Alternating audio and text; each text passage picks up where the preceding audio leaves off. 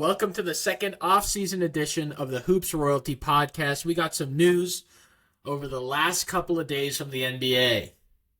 Morant has been suspended for 25 games for his actions prior to the NBA Finals in May of this year. We will get into that suspension. As a Grizzlies-focused podcast, King and I will break down that suspension. But on top of that, we got some more news from the West, with Bradley Beal and Jordan Goodwin being traded from the Washington Wizards to the Phoenix Suns for Landry Shamet, or Shamet? I've never figured out how to say it. Chris Paul, some picks, and swaps. It sounds like the West just became a more challenging landscape. But King, if you'll let me, I have a royal decree. You ready for it? Go for it. I need to hear this. The Suns will not be competing in the finals next year. Bradley Beal was the best player on a bad team that plays no defense. And in the last podcast, we talked about how large contracts and the lack of depth has killed teams before, specifically super teams. And I think this will be another in a long line of teams that are not built solidly and will have some basketball chemistry issues, especially between Booker and Beal. Some relevant stats here. While being a good shooter, recently his shooting has fallen off a cliff, but let's focus on defensive rating. So, 538 puts out the defensive Raptor. If you want to correlate it to baseball, it's kind of like war, right? Where 0 is about your median, where Bradley Beal ranks is a negative 1.3. And if we combine that with the rest of the Suns, Booker, who's a negative 0.4, Ayton, who's a negative 0.3, Terrence Ross, who's also a negative, we have a really, really bad defensive team. And we did talk about the Nuggets, who just won a title, being also similarly bad defensively during the regular season, but not nearly as bad defensively as this team will be. We also could see a Brown-Tatum situation with Beal and Booker. They play similar roles. They have similar styles and ways of scoring the basketball, being decent shooters, but also being able to create. But more importantly, they're both pretty ball-dominant guys. And finally, the reason I really don't think this Suns team is not going to be as good as they hope to be, and all the hype will be, is because they didn't fix their bench problem, right? They still have no depth. Once those three guys get tired, I believe Beal is over 30 and so is Durant. Both of those guys are going to get tired late in games, can't play 48 minutes every night, barely can stay on the floor for 82 games. That's going to be a significant problem for the Suns coming up. King, give us your thoughts on the Bradley Beal trade. This trade did not scare me as a Grizzlies fan. I am so much more scared of Jokic, Murray, and the Denver Nuggets. I may still be more scared of the ghosts of the Golden State Warriors than I am of this Phoenix super team. Because who's the table setter? They've got a lot of work to do with this roster. They've got 3 score-first guys, absolutely elite scorers, and they are going to be very hard to guard. But as you said, they're also going to have a hard time guarding anybody else. And I have big questions about how this is all going to work out from an X and O perspective. How are they going to get everybody the ball in their spots at the times when they want it and the amount of times they want it? That's the big thing. Like, are all 3 of these scorers in Beal, Booker, and Durant going to be able to get theirs? I mean, all these guys have NBA scoring leader upside. We know Beal has led the NBA in scoring. We know that Durant is probably the best scorer of his generation. We know that Booker has a 70-point game and has been an all-NBA level player for years now, primarily as a scorer. But these guys are not used to having to regularly make plays for their teammates, and they're also not used to having to share that scoring burden. We saw multiple games where Booker and Durant went off against the Nuggets, and they still could not win. They could not get across the finish line because they didn't have enough from the rest of their roster.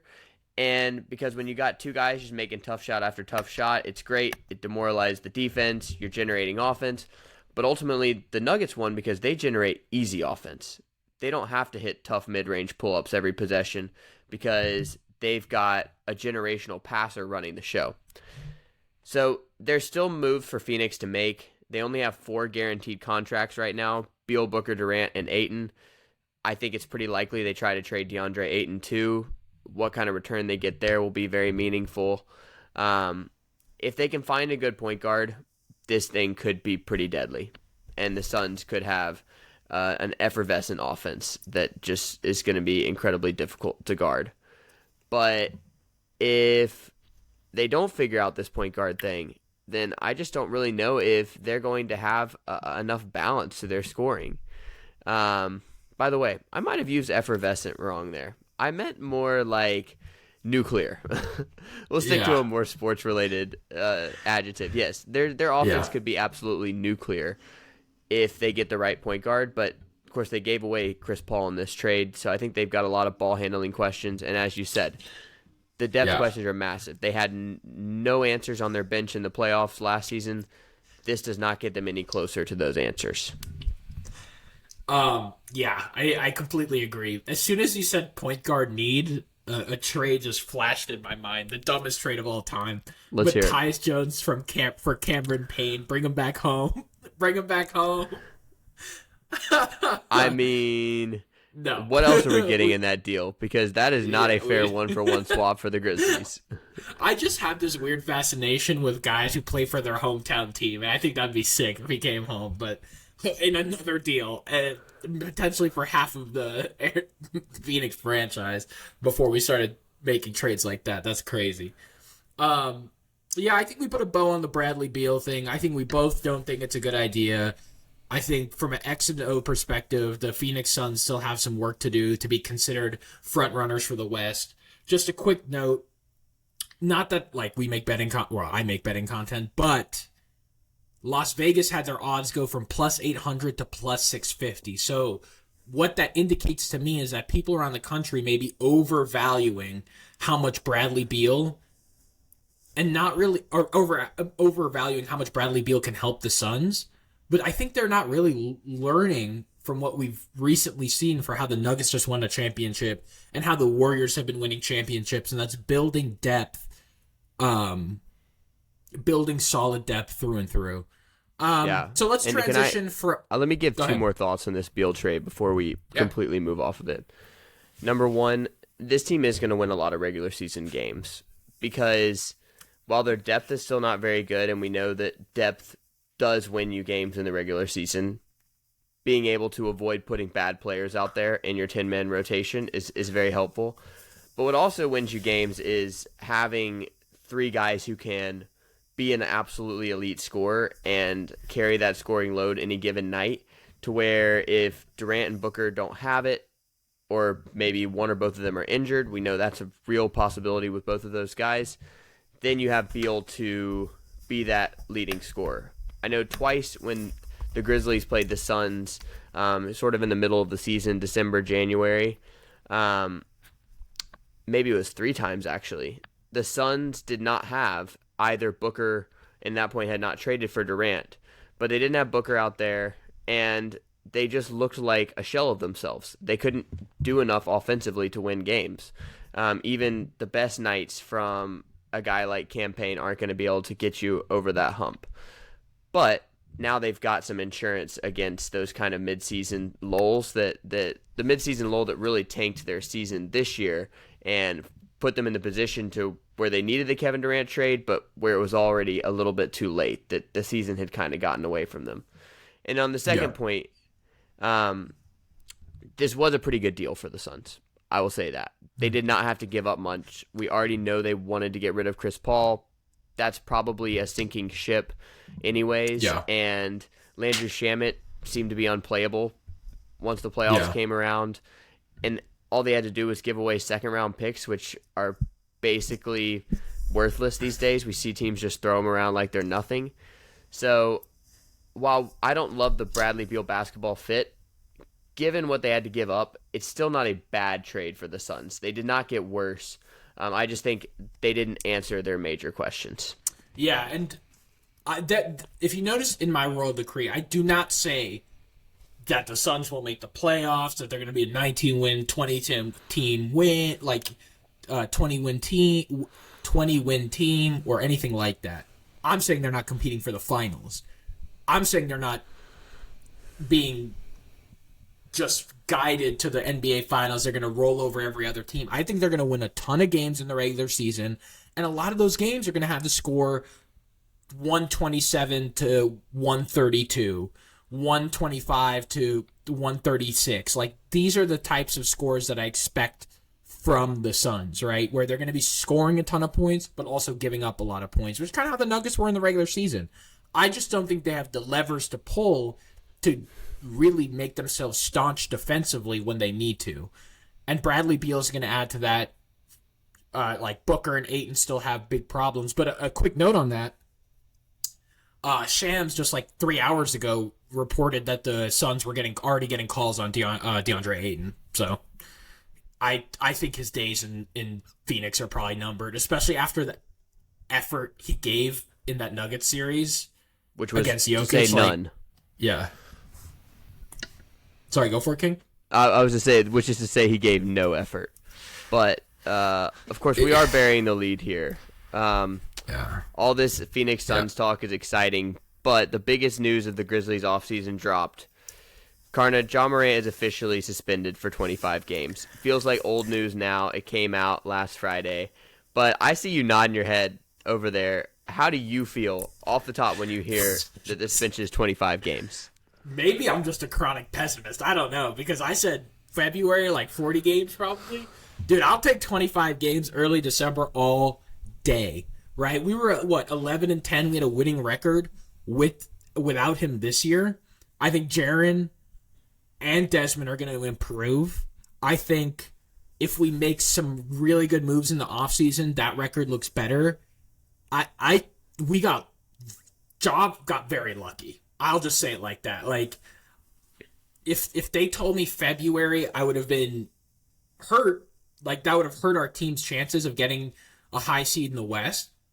But, on the other hand, I would have probably said it's justified. 25 games, they should be thanking their lucky stars. Ja Morant's camp or whoever's around him should be telling him, we got away with one. It's time to grow up.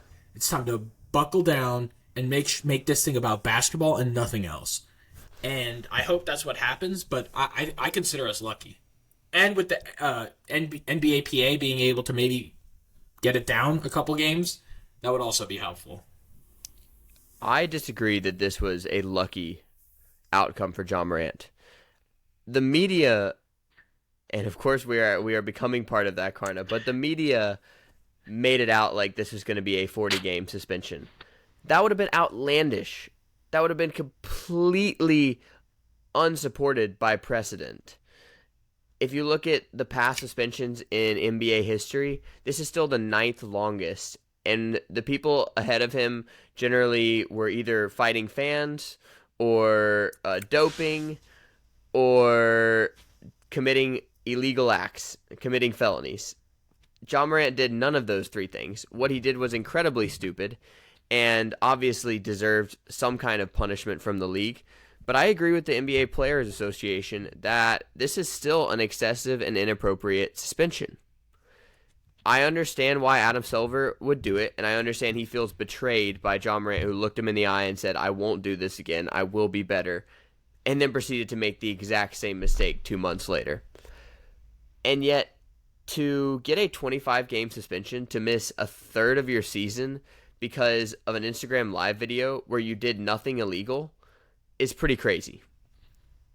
I understand that there's a lot of context here with Ja Morant wielding guns in an unsafe manner, using violence against other people, dating back to last summer with the beating up a 17-year-old, allegedly, with threatening a mall cop, allegedly.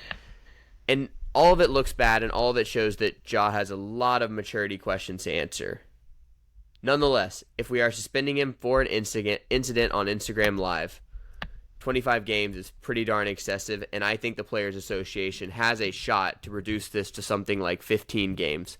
I tweeted out something, retweeting, I believe it was Sean Coleman from Bluff City Media, who looked into the history of appeals and saw that there had been some success, including a 25-game suspension for Jermaine O'Neal dating back to Malice in the Palace that was reduced to 15. That outcome would be great for the Grizzlies, and I also think it would be fair, given that what Ja is being suspended for is an Instagram live video. And I just don't think that squares with for me, that doesn't square with him missing a third of the season. Yeah, I actually disagree with you. I think that 25 games is lucky because I think you're looking at the suspension in a vacuum, which if you want to say that's a fair way to look at it, that's fine. But if you look at it from a pattern of behavior, whether it goes from lying to the front, like to Adam Silver and Joe Dumars in New York City to their face, or wherever it was, to their face, to the 17-year-old incident, to the Pacers incident, to his first suspension, then making the exact same mistake again on May 13th, like, all of these should have a compounding effect on the suspension. Otherwise, you're not learning anything. Like, that's my whole point, is that, and now with, like, reports from, I think it's Bleacher Report, that said, like, Ja Morant feels, like, attacked by the league. This is all, I don't know. I think the media, I think part of the media is also feeding into the narrative that Ja Morant is somehow a victim in all of this. I don't believe that to be true. So I think if you look at the pattern of behavior, I think Adam Silver wanted to send a strong message to a young player in the league who has the potential to be the face of the league. And probably to a lot of younger kids is the face of the league. So you have to make sure his behavior is representative of the league. And I think we got lucky with 25 games. I think, and we're also traversing into not being able to use precedent to really unpack how this affects the NBA's image, right? Like, when Jermaine O'Neal jumped into the stands, it was on cable news, sure, but what we're dealing with is, millions of people around the world seeing a guy tote a gun when gun violence is a flashpoint issue in the United States, right? Like, this, again, sure, it wasn't illegal, but once you sit in front of the commissioner of the league and say, I'm not going to make this mistake again, then you make the same mistake like 2 or 3 months later, there's going to be a large suspension that you have to pay for that, and rightly so. It's time to grow up. Like, I don't really care how long the suspension is. I really don't. Like, if you believe that Ja Morant is going to be the face of the franchise for the next 10 years or however long contract you're going to have him to, it could be 40 games. Sure, let's say it's 40 games. The thing is, the return on investment that you get from that suspension is hopefully he grows up and he can be the face of your franchise moving forward. So it's not just about this season, right?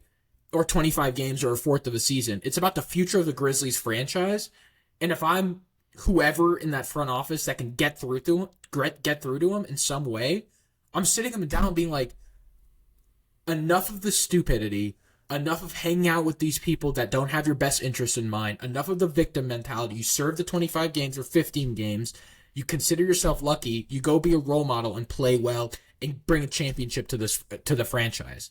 You don't want to be a legend like a what could have been legend. You want to be a guy who brought rings back to a city that you seemingly care about. So that's my whole rant about Ja Morant. It's like, I don't care how long the suspension is.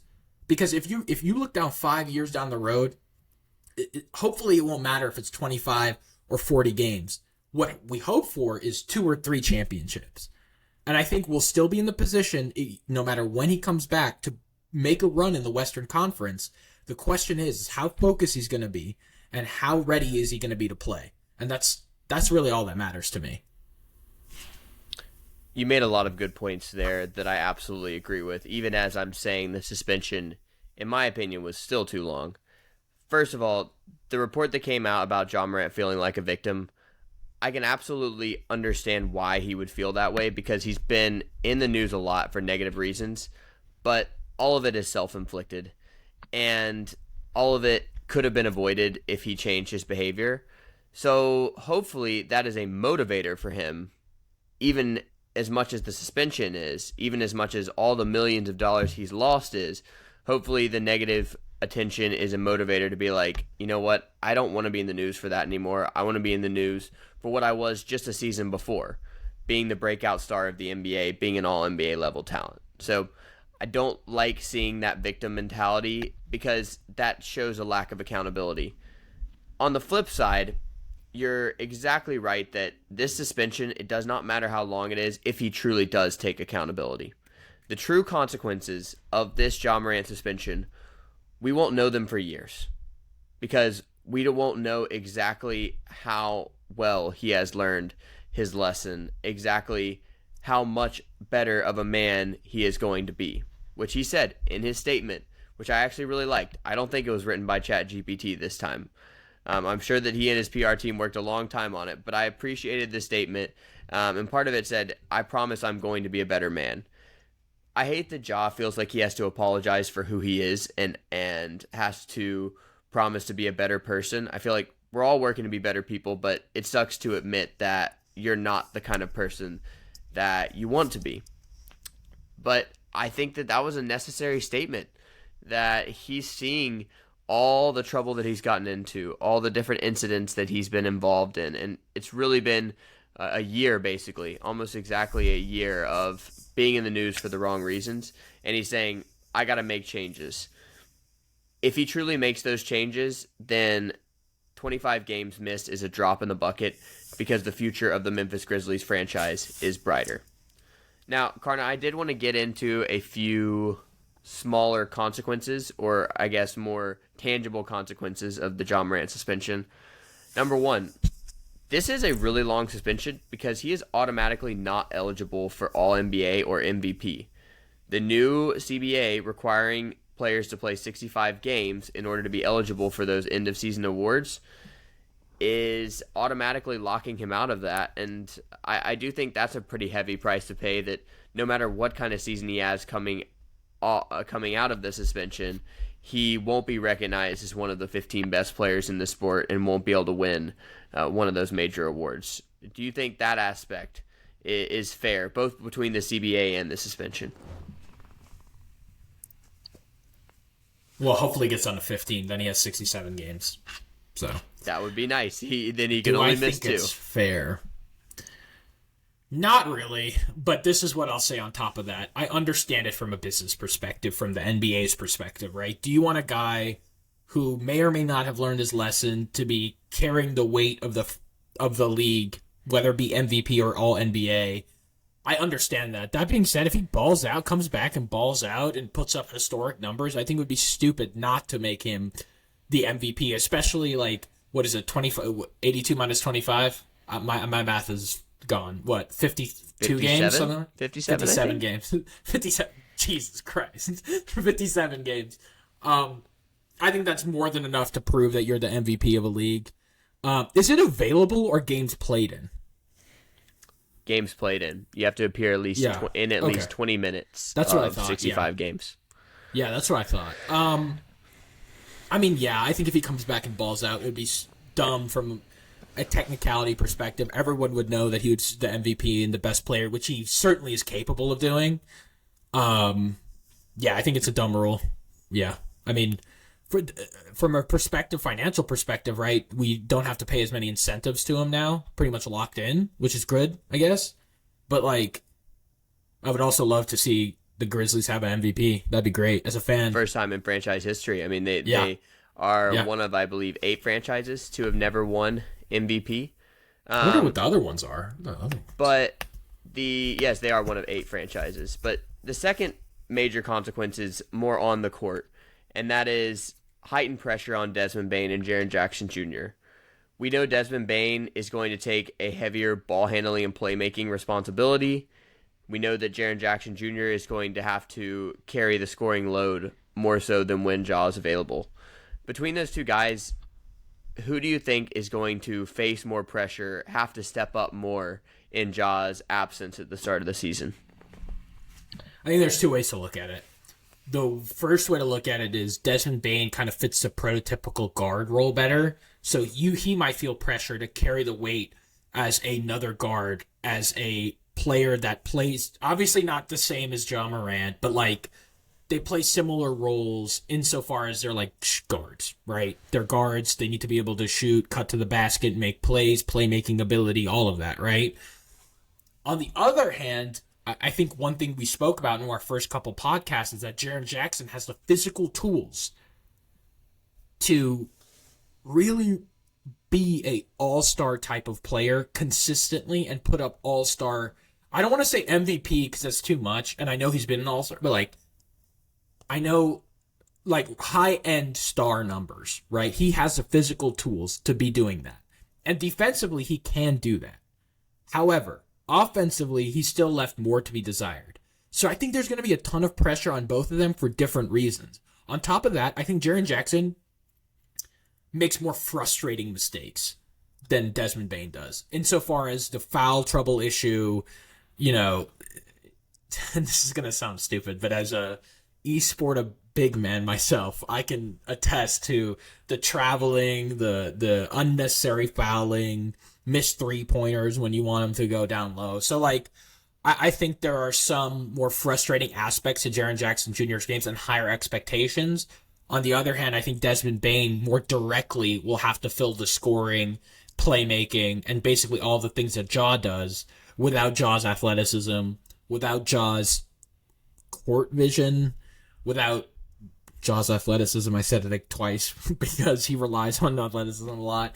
So that I think there's two ways to look at it. If I had to guess, like, overall who's going to have more pressure, I'd say Jaren Jackson Jr. because he has the ability to be a superstar. Just hasn't turned the corner yet. Yeah, I'm going to take the other side of it. I absolutely agree that Jaren is much more positioned to be the superstar in Ja's absence.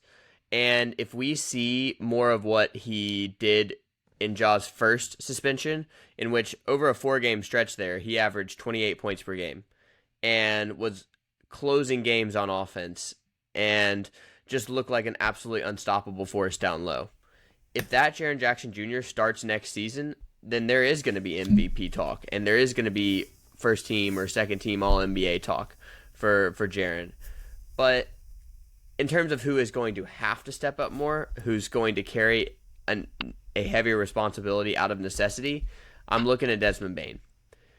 We're going to talk about this more, but Tyus Jones is pretty likely not going to be a Grizzly next season. If any trade they do is likely to include Tyus, and we even got reports this week that Matt Moore of Action Network said that Tyus Jones is one of the players he is most confident will be on another team next season. That he can say he's fairly confident that Tyus Jones will not be on the Grizzlies in October. So with that, Desmond Bane's already going to be kind of the backup point guard. Let's just keep out of our minds other roster changes at this point. And without Ja Morant, he's going to be almost the primary point guard, depending on who else they bring in. And I'm actually really excited about that because Desmond Bane has shown some real promise as a playmaker. His 20.2 assist percentage ranked 6th among all wings in the NBA last year. So on a per usage basis, he's a really good passer. He's not a great ball handler, and that's really going to be what determines how far he can go as a point guard. But his passing and his playmaking, his vision is all really strong. I think that's going to be on display a lot with Ja out. And honestly, come May, could be a good thing that both Jaren and Desmond have gotten these reps as the primary ball handler, as the primary scorer in Jaren's case. Definitely could pay dividends down the road with those guys being more comfortable as the top option. But one more question on the Ja Morant suspension for you, Karna. I know we both think that Tyus Jones probably will be traded, but should the front office be more reluctant to trade Tyus Jones, given that Ja is already missing a third of the season and his injury history indicates that he'll probably miss more than that? I mean, I think it largely depends. It depends on what you can get for him, if we're being honest. It's like a dynamic situation where, like, I think in a vacuum, yes, you should be a little bit more wary because Tyus Jones is a guy, he's a middling starter. Like, he could be a starter on probably not a championship winning team, but he can definitely serve as a starting point guard. In a conversation that we had kind of informally when the playoffs were happening and he was kind of going through his drought, was that he seems more comfortable in a starting role. He feels more comfortable kind of controlling the tempo, determining the outcomes of the game from the start of the game. So I think he can have that mentality, step up to the plate, and really fill some of that playmaking role that Ja Morant has. Not the scoring. He's not going to fill it up. but you can run an offense to him as a traditional point guard. One thing I'm concerned about the Ja Morant suspension isn't necessarily Desmond and Jaren in a vacuum or Ja in a vacuum. It's what happens to that 10, 15 game transition period when Ja comes back that is concerning me from an X and O perspective. Because, I've been on my soapbox since we started this podcast about Ja making the guys around him functionally better. And we've seen the last two superstars, or two big superstars of our generation, Nikola Jokic and LeBron James, lead to sustained success doing that, making the players around them much better. I think there's been a lot of stopping and starting with these guys in their primes, where Ja Morant goes down for suspension or injury, Desmond Bane has his toe injury, Jaren has had intermittent issues, throughout the years. I want just one full season for these guys, and I'll even take the post 25 games. I want to see how they gel together, and I want the front office to do an honest assessment. Are these three guys the guys that you want to be your core? I think the answer is yes. I just don't think they've had the time to gel together well. It was really interesting. I was listening to a podcast, Gilbert Arenas' podcast, I believe it was, and he was telling us, NBA front offices these days don't allow teams to gel. They don't allow basketball chemistry to take its course. I think when Ja Morant comes back, what worries me is that 10 to 15 game period. Is there going to be chemistry issues? Are there going to be, because those games are going to be, once Ja Morant comes back, we need to have a very high winning percentage to have a good seed in the Western Conference. So I think those 10 to 15 games will be incredibly critical for the Grizzlies season and incredibly telling about how this Grizzlies will do in the playoffs, because they will face playoff atmospheres either on the road or even at home just to see Ja Morant come back. So that's my thought on the whole Ja Morant suspension is, I think these guys will gel well together, hopefully, if they're given time, but we need to give them that time, and there needs to be no interruptions and no distractions. And right now, we've seen both of those plague the Grizzlies. Absolutely. And I feel like so many teams in the NBA could claim the same thing, that, man, if we could just get our stars all together for a full season, think about what they could do. I mean, this is literally the story of the Los Angeles Clippers in the Kawhi era. But it's also true for the Grizzlies. They've had a lot of stopping and starting, and even when they've had all three players on the court at the same time, Jaren, Des, and Ja, it hasn't always been at their peak. Like, for example, Desmond was playing absolutely unreal basketball at the start of the season. Then he hurts his toe. Right after that, Jaren comes back. And when Desmond came back, a few games later, he wasn't quite the same player. So we haven't gotten to see all three of them at their peak for an extended period. Hopefully that will be coming after Ja's suspension. But I think that's it for us on the Ja suspension. Overall, it was a pretty lenient ruling by the NBA, even if I think it still should have been more lenient. And we await the appeal from the Players Association that could drop this thing down even farther. Again, 25 games is nothing if Ja Morant actually learns from this suspension, and if the Grizzlies continue to perform well with him off the court as they have the last couple seasons.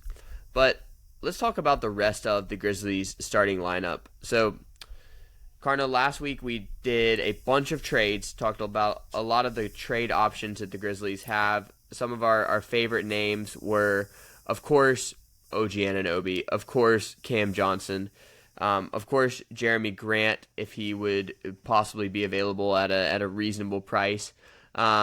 Underrated deal would be for Dorian Finney-Smith. And now you sent me a tweet that the Sacramento Kings also might be interested in Dorian Finney-Smith, or that's another name that Kings fans want them to get involved with. So seems like he's going to be that dark horse name in the free agent market for teams looking for wings. But I think the Grizzlies could get him with basically a one-for-one swap with Tyus Jones, maybe throw in some second-round picks. Anyways, those are all trades, though. And trades inherently force you to give up something you already have. And I think we've seen in recent NBA history, a lot of trades just do not work out the way you think. Sometimes the players that you gave up turn out to be better than they were when they were on your roster. And sometimes those picks you give up just really gut your depth down the road. Another great way to get a player in the door is free agency. The Grizzlies have about $12 million available via the non-taxpayer mid-level exception, basically a CBA loophole that allows you to sign an additional player. Even though the Grizzlies salary cap is maximized, they're under the luxury tax, so they have this additional free agency vehicle to use, the $12 million mid-level exception. So if they can't secure their starting small forward after Dillon Brooks' likely departure via trade, they do have that mid-level exception to play with in free agency. Some of the names that we're going to talk about could be your starting three. Others would be more so adding bench depth. And it's important to note that the Grizzlies don't actually currently even have an open roster spot. This only becomes available to them if they don't use their first-round draft pick this year, or if they make a trade where they send out more players than they take in.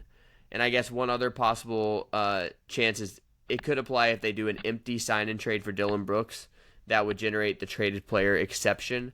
Basically, if they are able to engineer a sign-and trade for Dillon, that would allow them to use the money in his salary for free agency as well. And obviously, when he's gone, that does open up a roster spot for you as well. So with all that out of the way, here are some names. I'm going to run through the names, and then I want you to pull out the one or two you like the most, okay? Free agency names that could be available at approximately what the Grizzlies have to spend. Number 1, Bruce Brown, obviously on the Denver Nuggets last year. Number 2, Grant Williams from the Celtics. Number 3, Karis LeVert from the Cavaliers, who the Grizzlies are rumored to have interest in. Number 4, Max Strus from the Heat. Number 5, Rui Hachimura from the Lakers. Number 6, Harrison Barnes from the Kings. He'd more likely be a sign-and-trade option. He's probably going to be out of that $12 million price range. But talk to me about what you like out of that list. Who I'm gonna go ahead and eliminate Bruce Brown. He's played himself out of our price range. And front offices are such a victim of recency bias, and to a certain degree, it's understandable. But I just think he's gonna get picked up for more than $12 million. So let's talk about Grant Williams and Karis LeVert. I like the two names, like you've stated in the podcast planning notes. Karis LeVert can be a really, really good addition. I like his frame. He's not the best defender, but he has decent 39% three-point shooting is great. He has great playmaking abilities, which could be important without John Morant on the floor. He was great in the Nets. He didn't really fit into the system for the Cavs, if we're being honest. It was Donovan Mitchell versus the whole other 9 players on the court. It's the way they run their offense. And then Jared Allen and Evan Mobley just didn't let anyone else score. That was their whole game plan. And then you have Darius Garland. So I think we could get Karis LeVert. I think what I would be more worried about is getting priced out by another team for Karis LeVert. But we have a ton of draft capital that can be traded, and I think Karis LeVert would be a really, really good option. Oh, yeah, this is... What am I talking about? This is the free agency list. Possibly a sign-and-trade option there as well. But either way, yeah, sign-and-trade would be great. But I do think that we can get priced out here either way. But yeah, I think he'd be a great fit. He's the most exciting to me on this list. That's gettable. It would be a stretch. So let's talk about Grant Williams real quick then too. He's another guy that's gettable. I don't think he's as dynamic as Karis LeVert. I don't think he does as many things from a X's and O perspective as far as playmaking as Karis LeVert. That being said, I think he's slightly better defender. Even though the stats don't show it, I think also physically he is younger and a little bit bigger than Karis LeVert. I think height they're about the same, but he has much more of a Dillon Brooks frame than Karis LeVert does. So I would say either one of those guys, if you can sign in free agency, are pretty strong. Karis LeVert is a little bit skinny to just like guard all the people he will need to guard in the Western Conference. So, I mean, those two guys are the guys that I would go for. Bruce Brown priced himself out. Max Strus, I don't think is a solid defender. I think he showed a lot during the NBA Finals, and he played really, really well. I don't think he's going to replicate that. I think he's a bench guy, and I think the same thing with Rui Hachimura. That being said, let's talk about Rui real quick. Defensively, he would be huge for us. And if he can replicate some of those shooting performances that we saw, I would be happy to have him. But if we look at a longer trajectory of his career, he's 12.5 points per game, like you wrote, and he's a sub 35% three-point shooter. So do I think he's going to be like a world beater game changer? No, not offensively. I think he is a slight upgrade on Dillon Brooks. That being said, he's slower than Dillon Brooks, and he's not as defensively versatile. He's going to probably guard 3 and 4, and maybe 5 if you have a small 5. But really, he's not going to be as versatile as Dillon Brooks is. So that's my thought process. If I'm the front office, I'm looking at Grant Williams and Karis LeVert as serious options. You know, it's a crazy thing you just said that Rui Hachimura is not as defensively versatile as Dillon Brooks. That in and of itself is not crazy, but it is crazy to think about what Dillon Brooks did defensively in his time on the Grizzlies. Yeah. His ability to guard basically 1 through 5. I mean, in the playoffs, he guarded successfully everybody from, Mike Conley to Anthony Edwards to D'Angelo Russell to Karl Anthony Towns, famously in the fourth quarter of Game 5 versus the Timberwolves. We saw him make incredible defensive plays throughout this past season, where he did earn All-NBA, All-Defense, NBA All-Defense, including the block on Darius Garland to win the game against the Cavs, keep the Grizzlies' 10-game winning streak alive. He's a tremendous defender, and he's going to help somebody, probably your Houston Rockets. And you're not going to find, particularly not with $12 million in free agency, somebody who can replicate that defensive versatility. You just need somebody who can guard their position, guard that 2 through 4 swing ideally, and who can knock down shots. So with that in mind, I would be all over a deal for Karis LeVert. I don't think he's your best option to starting 3, but if the trade market is too expensive and you get priced out by other teams with more promising young players, Karis LeVert could be a solid option for your starting 3. As we said, he's a career-high 39% three-point shooter this past season, averaged nearly 4 assists. He is, like Desmond Bane, an elite passer for his position, so I think that half-court playmaking could be really valuable. He doesn't have a strong reputation as a defender, but he had a good season on that side of the ball. And again, has enough size to be able to guard that 3, at least take some of the assignments that Dillon Brooks, once upon a blue moon, took on. He is, in my opinion, basically a better passing, better shooting, worse defending Dillon Brooks. If you could get him with the MLE, the mid-level exception, you take it. One other positive note on LeVert is that he averaged 20-plus points per game in 2 of his playoff appearances with the Brooklyn Nets. So he has been a proven playoff performer, even if this past postseason with the Cavs was not so strong. So he's rumored to probably stay with the Cavs because they have more to offer than the Grizzlies can, given that he's already on their team. But if the mid-level exception is enough to get LeVert, I think you'd take that. I also like your Grant Williams pick. I'm just not sure if I'd want him to be a starting 3. I think he'd be more providing bench depth. Again, if at the MLE you can sign Grant Williams, you're absolutely going to do that. Max Strus, I'm not as interested in. I just worry that is a guy who has excelled in the Heat system, but is not exactly translatable. He's obviously a good shooter with some size, but he's not an elite defender, and that shooting really dipped late in the postseason. It really dipped throughout last regular season, so I'm not quite as interested in Max Strus. But again, if at the mid-level exception you could sign him, at the very least he helps your depth. I'm not at all interested in Harrison Barnes because even though he's a good shooter, I think he's way past his prime. Offers you nothing on defense, and you're going to need something out of your starting three on defense. Rui is very interesting.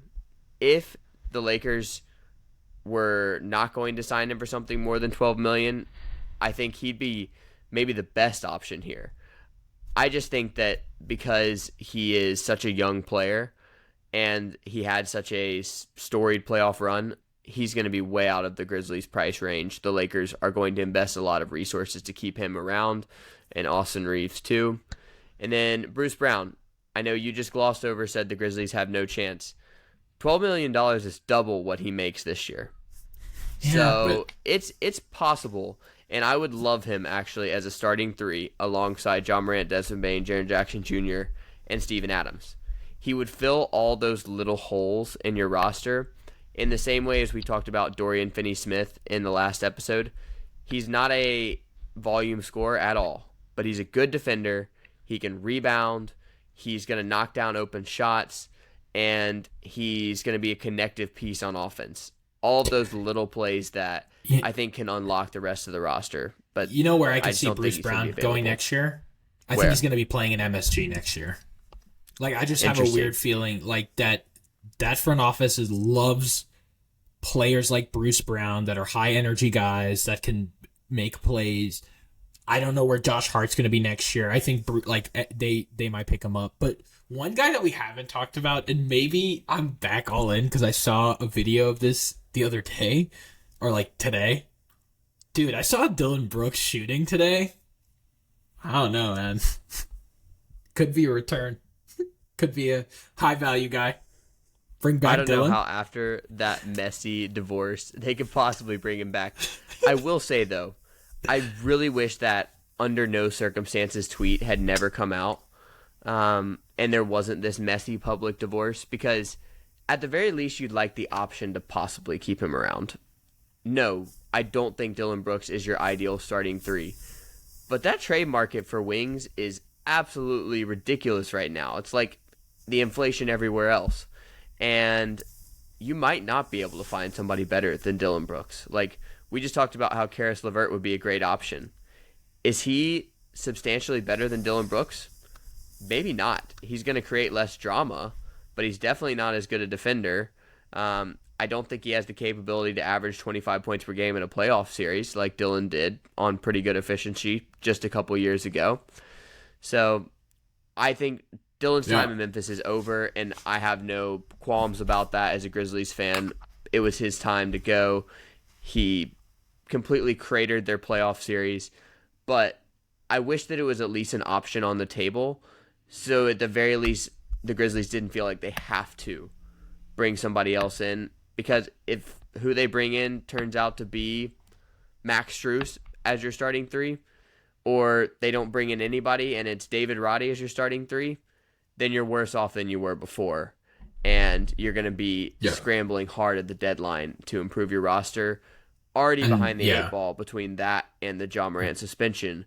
Maybe you're barely in the playoff picture. So there is a lot of pressure on the front office. You bring up an interesting point there. It's like you either spend now or you spend later. And if you really try to spend later and you're in win now mode, other teams can take advantage of you, right? Like, that's how you get from 2 picks, first round picks, to 3 or 4 first round picks given up for a trade. So, like, I know we're talking about the free agency market, but if I'm the front office for the Grizzlies, I'm buying now. I'm not waiting. I'm buying now because I know what I need. It's not like I don't know what I need. I know what I need. So buy now. If you're for some reason you're listening to this, buy now. Don't wait, because then you're gonna have to pay a really big premium, and you're gonna have to gamble some of the franchise's future to get that. And that actually brings us to our next segment, King, the franchise's future, the draft. Grizzlies are picking 25 in the first round. What are you thinking?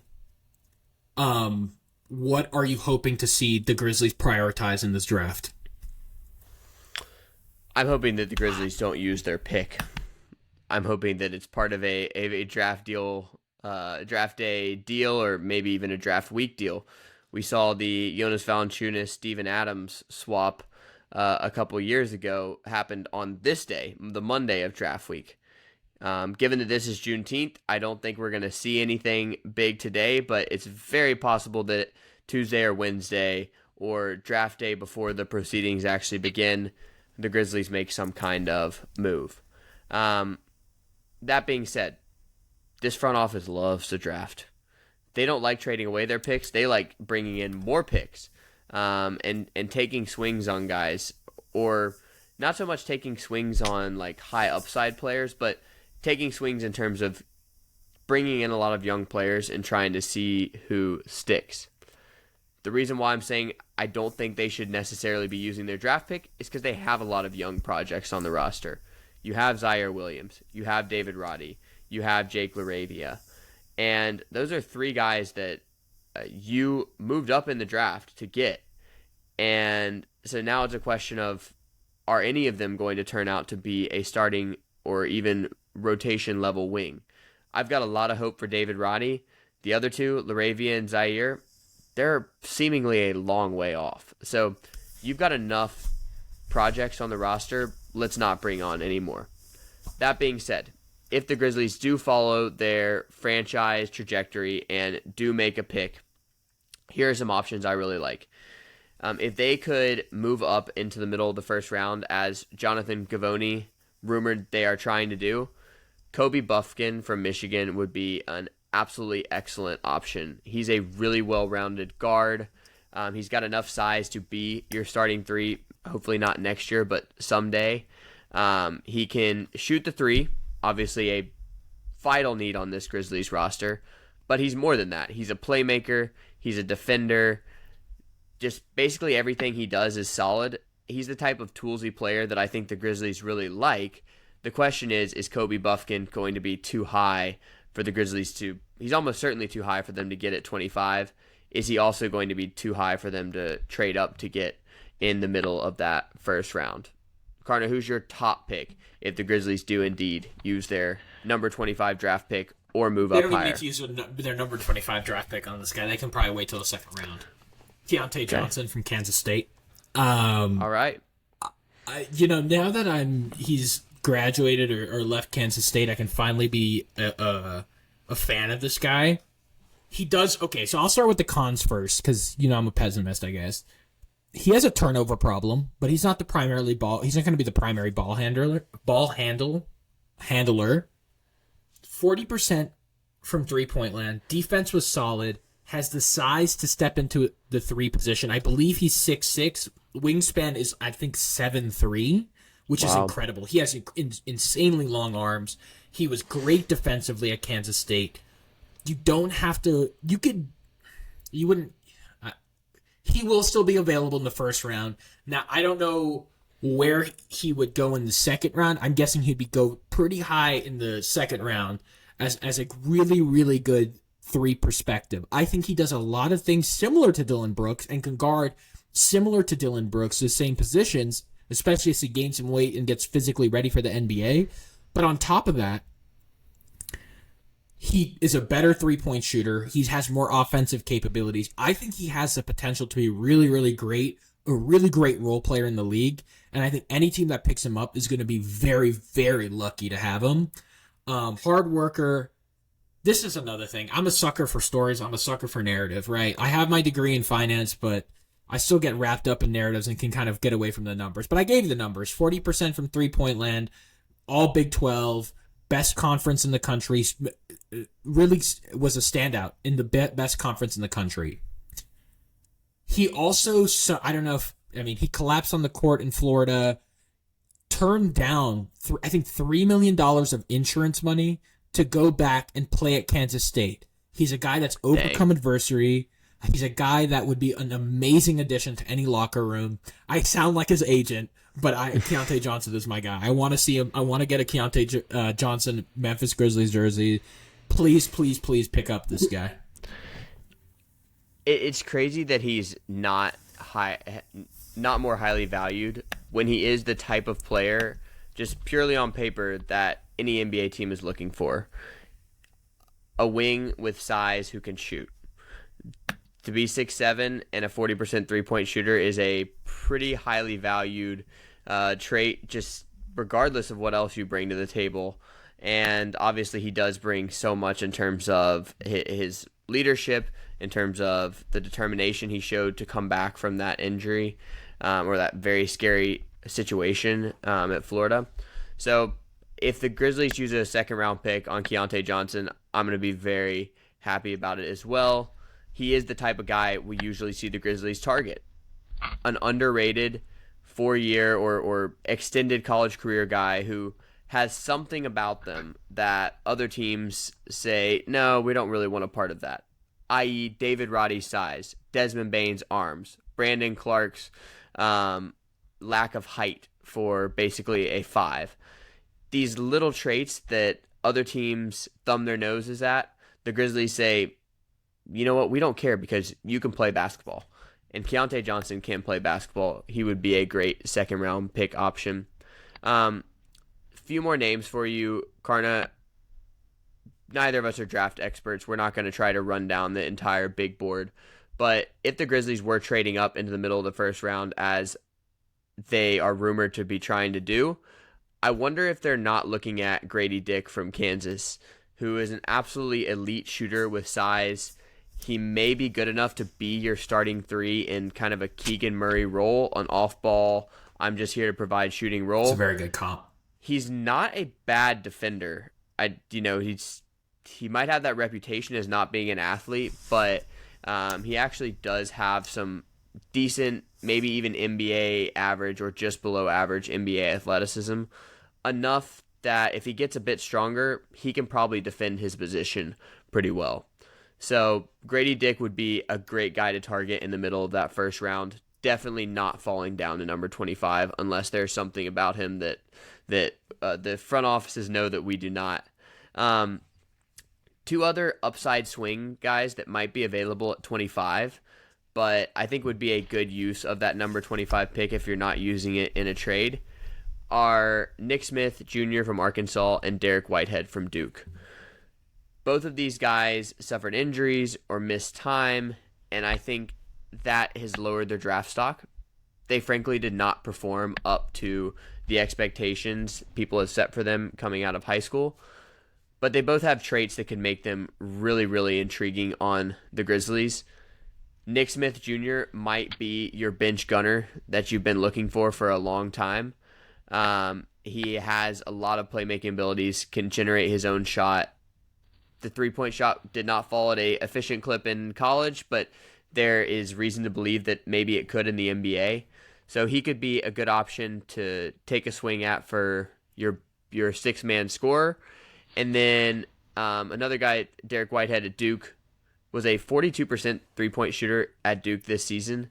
And so his foot injury seems to have limited his athleticism. He's not the guy people thought he was coming out of high school, a potential top 10 pick.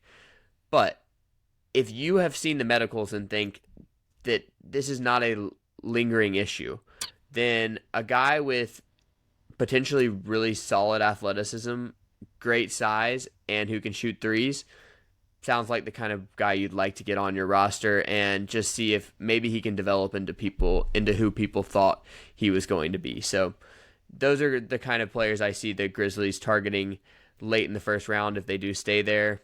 Jaime Jaquez from UCLA is a guy that is getting a lot of buzz around the Grizzlies as well. You see him in mock drafts because he's their type of player. Again, a 4-year college guy who, because of his lack of 3-point shooting and being an average athlete, other teams are going to avoid, but he's a very productive player. So maybe you see the Grizzlies take him. As much as I like Jaquez as a player, though, I'm not sure that's your best use of roster spots now.